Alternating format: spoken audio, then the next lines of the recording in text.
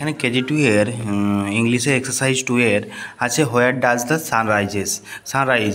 তো সানরাইজেস এটা in the east হবে না, তো এখানে হোয়ার বলেছে কোথায় আছে, কোথায় সূর্য উদিত হয়, কোথায়, তো ইন দ্য স্কাই করতে পারো, the sun rises in the sky.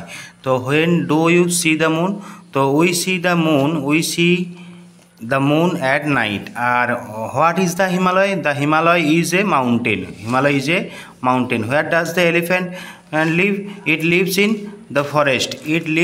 The forest.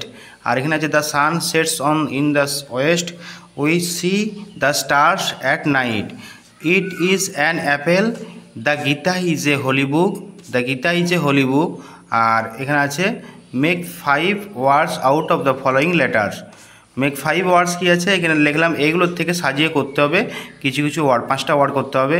আমি একটা করেছি ম্যাট করেছি, প্যান করেছি, নেট করেছি, পেন করেছি আর অ্যান্ড করেছি। MAT mat, PAN pan, NET net, PEN pen আর ANT অ্যান্ড করেছি।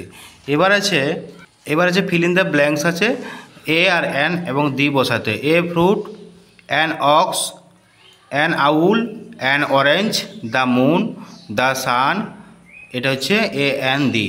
এছাড়াও এখানে আছে 5-এ আছে arrange the letters in order.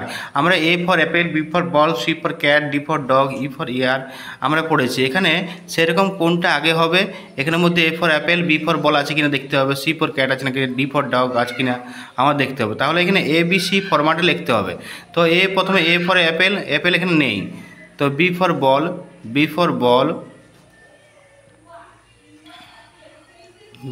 বল, তার মানে এখানে আমরা ABC ফরম্যাটে আমরা যদি করি, এখানে প্রথমে কোনটা আগে হবে, কোনটা প্রথমে আগে করেছি আমি, এই যে ডিআরটা প্রথমে ABCD, ডিটা আছে ডিআর আছে এটা, তাহলে এটাকে A লিখেছি। তারপরে কি আছে এ, এরকম করে সবগুলো প্রত্যেকটা সাজিয়ে আমি করেছি। হ্যাঁ, AD, হ্যাঁ, CFE।